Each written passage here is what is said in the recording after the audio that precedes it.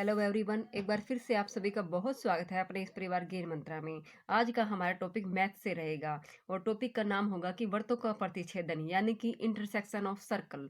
तो ये छोटा सा टॉपिक है, लेकिन ये रीट और सेकंड ग्रेड के लिए एक बहुत ही महत्वपूर्ण टॉपिक है। तो टॉपिक को अच्छे से समझने के लिए वीडियो को एंड तक जरूर देखें। चलिए अब अपना टॉपिक शुरू करते हैं। तो इस टॉपिक को समझने के लिए हमारे पास में कुछ केस पढ़ेंगे। तो इन केस को हम एक एक करके स्टडी करते हैं। तो पहला जो केस है हमारा वो रहेगा कि जैसे हमने दो सर्कल ले लिया यहाँ पे। इस बड़ा सर्कल ले लिया जिसके सेंटर हमने C1 मान लिया, रेडियस को मान लिया R1। अब सेकंड सर्कल ले लिया जिसके सेंटर को हमने C2 मान लिया, रेडियस को मान लिया हमने R2। अब केस हमारा क्या है कि इसका सेंटर C1 है, इसका सेंटर क्या है C2। अब दोनों के सेंटर के बीच की दूरी को हमने मान लिया C1 और C2।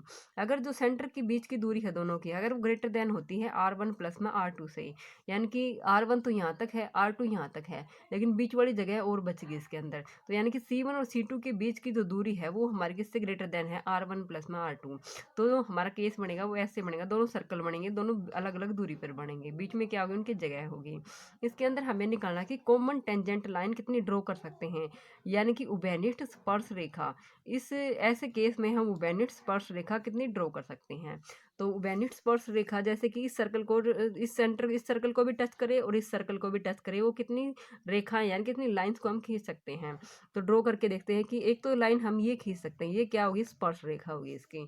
दूसरी जो स्पर्श रेखा खींच सकते हैं वो इसकी ऐसे खींच सकते हैं। तो दो तो स्पर्श रेखा होगी। तीसरी जो स्पर्श रेखा खींच सकते हैं दोनों से सर्कल से, वो कैसे खींच सकते हैं, ऐसे खींच सकते हैं, तीसरी स्पर्श रेखा ये होगी। जो फोर्थ जो स्पर्श रेखा बना सकते हैं हम, वो कैसे बना सकते हैं, ऐसे बना सकते हैं। तो इस केस में हमने कितनी कॉमन टेंजेंट लाइन ड्रॉ कर दी, टोटल 4 कॉमन टेंजेंट लाइन को ड्रॉ कर दिया। अब जो टेंजेंट लाइन हमने ऐसे ऊपर से ड्रॉ करी है बिल्कुल, इनको बोलते हैं हम डायरेक्ट कॉमन टेंजेंट लाइन। तो ये दोनों कौन सी होगी, हमारी डायरेक्ट टेंजेंट लाइन होगी। ये होगी हमारी direct tangent line, direct common tangent line. यानी कि डायरेक्ट का मतलब अनुस्पर्शी, अनुस्पर्शी स्पर्श रेखाएं होगी ये। और ये दो ऐसे ड्रॉ करते हैं, बीच में से जो निकलते हैं इनको बोलते हैं हम transversal, transversal tangent line, transversal common tangent line, transversal common tangent line, यानी कि तिर्यक उभयनिष्ठ स्पर्श रेखा, तिर्यक उभयनिष्ठ स्पर्श रेखा। अगर ये पूछ लिया जाए कि, दे दिया जाए कि C1 C2 के बीच की दूरी है वो R1 प्लस में R2 से बड़ी है, तो ये पूछ लिया जाए कि कॉमन टेंजेंट लाइन कितनी ड्रॉ होंगी, तो टोटल कॉमन टेंजेंट लाइन तो ड्रॉ होंगी 4। लेकिन जो डायरेक्ट कॉमन टेंजेंट लाइन अगर पूछ ली जाए, इसके अंदर तो डायरेक्ट होंगी एक ये, डायरेक्ट कॉमन टेंजेंट लाइन होंगी 2। और जो ट्रांसवर्सल कॉमन टेंजेंट लाइन खींची जाएंगे इसके अंदर वो भी खींची जाएंगी, 2 खींची जाएंगी। ठीक है।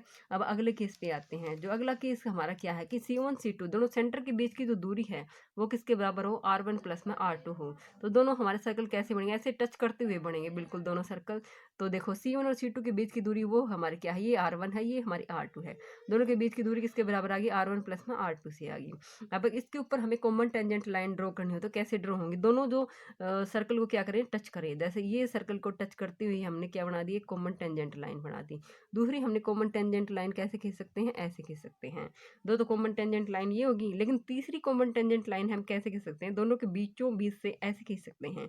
तो इसके अंदर जो टोटल कॉमन टेंजेंट लाइन जो बनी है हमारी, वो कितनी बनेंगी, 3 बनेंगी। उससे आगे आता है हमारा अगला केस है।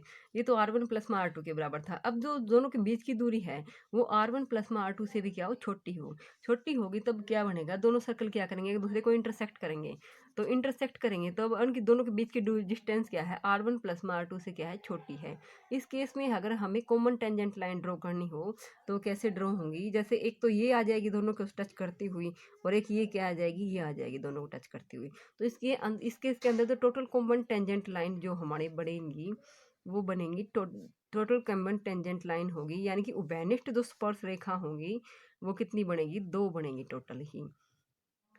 और इससे आगे है हमारा फोर्थ केस। फोर्थ केस के अंदर क्या है कि दोनों के बीच की जो दूरी है वो क्या हो, R1 और R2 के दोनों के क्या हो, डिफरेंस हो। यानी कि देखो ये हमने केस ड्रॉ कर दिया, ये ऐसे बनेंगे सर्कल। ये हमने बड़ा सर्कल ले लिया जिसकी रेडियस क्या मान ली, R1 मान ली। ये रेडियस पूरी क्या है हमारी, यहाँ से लेके यहाँ तक क्या है, R1 है।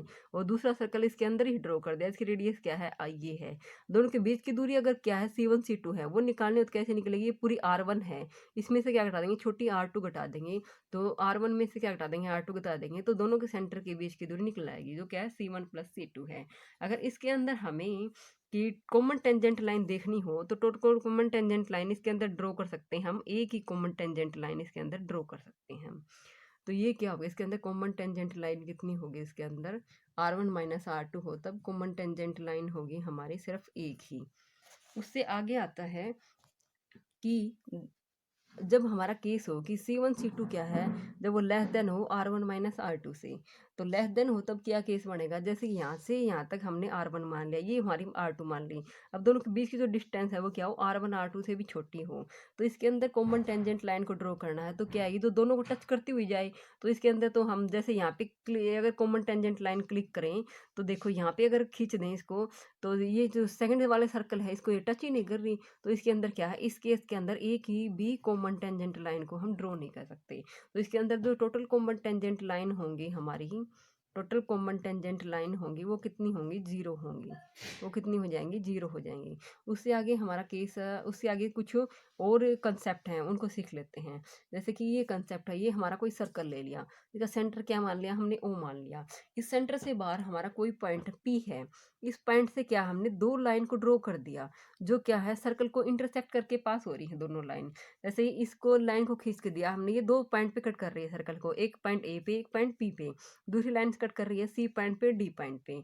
अगर ऐसा केस हो तो उसके अंदर क्या होगा, इसका एक रिजल्ट होता है कि कैसे होगा कि पी से ए की डिस्टेंस ली जाए, बाहरी पॉइंट से क्या ली जाए, पहले वाले जो जहाँ पे इंटरसेक्ट कर रहा है उसकी डिस्टेंस ली जाए, उसकी मल्टीप्लाई किसके की जाए, जब पी से जब दूसरे वाला इंटरसेक्टिंग पॉइंट है उसके बीच की डिस्टेंस ली जाए, तो पी और फिर की जाए पी भी ली जाए। ऐसे ही ये किसके बराबर होगा, पी से सी की डिस्टेंस ली जाए और पी से किसकी डिस्टेंस ली जाए, डी डिस्टेंस ली जाए। तो क्या होता है, ये रिजल्ट होता है। तो इसमें अगर ऐसे दे दिया जाए कि पी ए की डिस्टेंस दे दी जाए और यहाँ से पी बी की डिस्टेंस दे दी जाए और पी सी की डिस्टेंस दे दी जाए, अगर हमें सी और डी की डिस्टेंस पूछ ले, सी और डी की क्या होगी, तो उसके लिए हम ये रिजल्ट को अप्लाई कर लेंगे। किसी की बारी पॉइंट से पहले वाले पॉइंट की डिस्टेंस पी ए और दूसरे वाले पॉइंट की डिस्टेंस है, वो अगर दूसरी लाइन पे लेंगे तो पहले वाले पॉइंट की डिस्टेंस दूसरी वाले पॉइंट की डिस्टेंस दोनों का मल्टीप्लीकेशन क्या होगा, बराबर होगा। अब जैसे कि ये क्वेश्चन है हमारे पास में कि ए बी के डिस्टेंस को दे दिया जैसे कि 5 दे दिया इसने, और पी ए की डिस्टेंस को दे दिया 3 दे दिया, और पी सी के डिस्टेंस को दे दिया जैसे 4 सेंटीमीटर दे दिया, और हमें पूछ ले कि सी डी की डिस्टेंस है वो क्या होगी।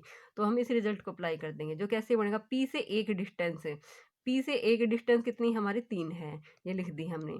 फिर क्या लेना है, पी से बी की डिस्टेंस लेनी है, पी से बी की डिस्टेंस क्या हो जाएगी, टोटल हो जाएगी, टोटल कितनी हो जाएगी, 3 प्लस में 5 कितना हो जाएगा, 8 हो जाएगा। उससे आगे क्या जाएगा, पी से सी की डिस्टेंस, पी से सी की डिस्टेंस कितनी हो जाएगी, 4 हो जाएगी हमारी।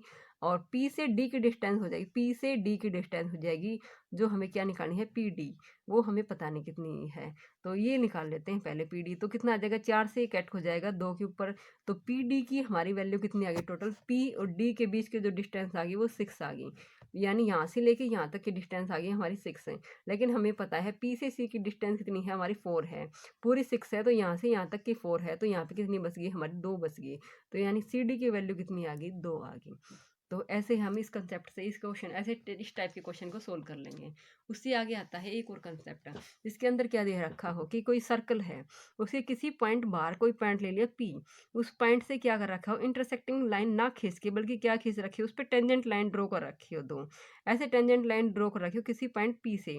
तो ये दो टेंजेंट लाइन होंगी, यहाँ से पी से टी की जो टेंजेंट लाइन के बीच की जो पी से टी की जो डिस्टेंस है और पी से जो एस की डिस्टेंस है, दोनों डिस्टेंस क्या होंगी, बराबर होंगी। और दूसरा क्या होगा, अगर ये जो टेंजेंट लाइन ड्रॉ करी हमने इस सर्कल के ऊपर, अगर इसे सेंटर से कोई लाइन खींची जाए, तो सेंटर से जो लाइन खींची हमने और जो यहाँ पे जो सेंटर से जो लाइन खींची वो क्या है, एक रेडियस है, ये क्या है, सर्कल की रेडियस है। ये जो सेंटर से जो लाइन खींची है और ये जो कॉमन जो जो टेंजेंट लाइन है हमारी सर्कल के ऊपर, इन दोनों के बीच में जो हमेशा एंगल बनेगा वो कितना बनेगा, 90 बनेगा। ऐसे ही दूसरी हमने ये टेंजेंट लाइन इसके ऊपर ड्रॉ करी है, अगर हम सर्कल से इसको ऐसे मिला दें तो ये जो लाइन है और जो टेंजेंट लाइन है इन दोनों के बीच में एंगल कितना बनेगा, हमेशा 90 डिग्री का एंगल बनेगा। तो इस बात को भी ध्यान रखना, ये क्वेश्चन को सोल्व करने में हेल्प करेगी आपकी। उससे आगे आता है एक और कंसेप्ट, जिसके अंदर क्या होगा, किसी पॉइंट पी से किसी सर्कल के ऊपर जिसका सेंटर ओ है उसके ऊपर हमने एक तो क्या खींच दी है, स्पर्श रेखा खींच दी हमने, जो क्या नाम है पीटी, और एक यहाँ से क्या ले ली, इंटरसेक्टिंग लाइन ले ली। तो इस केस में जो रिजल्ट होगा वो हमारा क्या होगा, पी से ए की डिस्टेंस मल्टीप्लाई पी से बी की डिस्टेंस, ये किसके बराबर होगा, पी टी का स्क्वायर होगा, पी टी का क्या होगा, स्क्वायर होगा। तो अगर दे रखा हो हमें पी से ए की डिस्टेंस दे दे, पी से बी की डिस्टेंस दे दे, जैसे कि पी ए को दे दे 2 दे दे, पी ए से बी की डिस्टेंस को दे दे 3 दे दे, और हमें पूछ ले कि पी टी की डिस्टेंस कितनी होगी, तो इस कंसेप्ट का यूज़ करके हम निकाल सकते हैं। जैसे पी ए की डिस्टेंस को दे दिया इसने 2, और पी बी की डिस्टेंस यानी टोटल कितनी हो जाएगी, 2 प्लस में 3 कितनी हो जाएगी, 5 हो जाएगी। आगे किसका हो जाएगा, पी टी का स्क्वायर, तो पी टी का स्क्वायर हमें निकालना है। 2 इंटू में 5 कितना हो गया, 10। आगे कितना आ गया, पी टी का स्क्वायर। अब दोनों तरफ से अंडर रूट ले लेते हैं, ये आ गया 10, ये इधर से क्या आ गया, पी टी, तो पी टी की वैल्यू कितनी आ गई, अंडर रूट 10 सेंटीमीटर आ गई। उससे आगे हैं हमारे आज के 2 क्वेश्चन, जिसका आंसर आपको कमेंट बॉक्स में देना है। तो पहले दोनों क्वेश्चन को समझते हैं कि क्वेश्चन है क्या, फिर इनका आंसर आप हमें कमेंट बॉक्स में दीजिएगा। पहला जो क्वेश्चन है वो ये है कि किन्हीं 2 वृत्त की त्रिज्याओं की लंबाई कितनी है। एक की तो 15 सेंटीमीटर है, कोई 2 वृत्त है, दूसरे वृत्त की जो लंबाई है वो कितनी है, 20 सेंटीमीटर है, तथा इनके केंद्रों के बीच की दूरी कितनी है, 25 सेंटीमीटर है। तो हमें उभयनिष्ठ स्पर्श रेखाओं की संख्या कितनी होगी ये बताना है, यानी कि जो टोटल कॉमन टेंजेंट लाइन होंगी वो कितनी होंगी ये हमें बताना है। तो इसको कैसे बताएंगे, तो देखो लिखते हैं हम कि दे क्या रखा है जी। पहले जो वर्थ है उसकी रेडियस दे रखी है 15 सेंटीमीटर, दूसरा जो वर्थ है उसकी रेडियस दे रखी है हमें 20 सेंटीमीटर। अगर हम दोनों को जोड़ें तो R1 प्लस में R2 को जोड़ें तो हमारे पास में कितना आ जाएगा, 35 सेंटीमीटर आ जाएगा। लेकिन दोनों सेंटर के बीच की दूरी जो कि हम क्या मान रहे थे, C1 C2 मान रहे थे, वो कितनी दे रखी है, 25 सेंटीमीटर दे रखी है। अब जो दोनों के बीच की दूरी है वो क्या है, लेस देन है हमारी R1 प्लस में R2 से क्या आ रही है, लेस देन आ रही है। R1 प्लस में R2 से क्या आ रही है, लेस देन आ रही है। तो इसका केस हमने पीछे ड्रॉ किया था, तो देखना कि कैसे सर्कल, तो इसमें क्या करेंगे, सर्कल जो R1 प्लस में R2 लेस देन है, तो ये दोनों सर्कल क्या करेंगे, एक दूसरे को इंटरसेक्ट करेंगे, तो इंटरसेक्ट करेंगे ये केस बनेगा। तो इसके अंदर आपको बताना है कि टोटल कॉमन टेंजेंट लाइन होंगी वो कितनी होंगी। इसका आंसर आपको कमेंट बॉक्स में देना है। और उससे आगे वाला हमारा दूसरा जो क्वेश्चन है वो ये है, दे रखा है कि कोई एक सर्कल है जिसका सेंटर हमने ओ ले लिया, इससे किसी पॉइंट पी से हमने क्या ड्रॉ कर दी, दो टेंजेंट लाइन को ड्रॉ कर दिया। उसके बाद में क्या है, ऐसे दे रखा है कोई पॉइंट, ये क्या है, हमारा एक्स है। यहाँ पे हमें बताना है इस एक्स जो एंगल बन रहा है, इस एंगल की हमें वैल्यू बतानी है। दे हमें रखा है कि जो पी दोनों टेंजेंट के बीच के जो एंगल है वो कितना दे रखा है, 50 दे रखा है। तो हमें एंगल एक्स की वैल्यू बतानी है इसके अंदर। तो इसके लिए एक हिंट है जो आपको इसमें यूज होगा, वो हिंट बता देती हूँ। उसके बाद में आप इसको छोड़ करके इसका आंसर कमेंट बॉक्स में देना। जो हिंट है वो क्या रहेगा कि जैसे कि ये कोई एक सर्कल है जिसका सेंटर हमने क्या ले लिया, ओ ले लिया, इसके ऊपर हमने कोई एक कोड खींच ली, यानी कि एक जीवा, ए बी क्या है, इसकी एक जीवा है।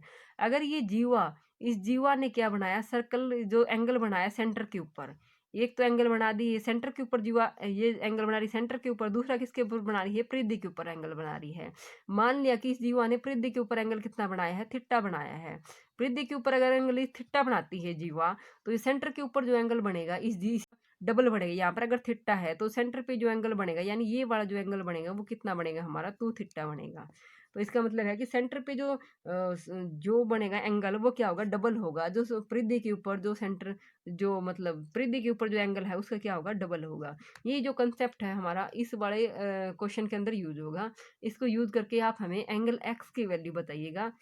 और अ, अगर आपको ये छोटी सी वीडियो पसंद आती है तो लाइक एंड कमेंट करके ज़रूर बताइएगा। मिलते हैं अब अगले वीडियो में, तब तक के लिए अपना ध्यान रखना और keep studying, keep learning, be positive always.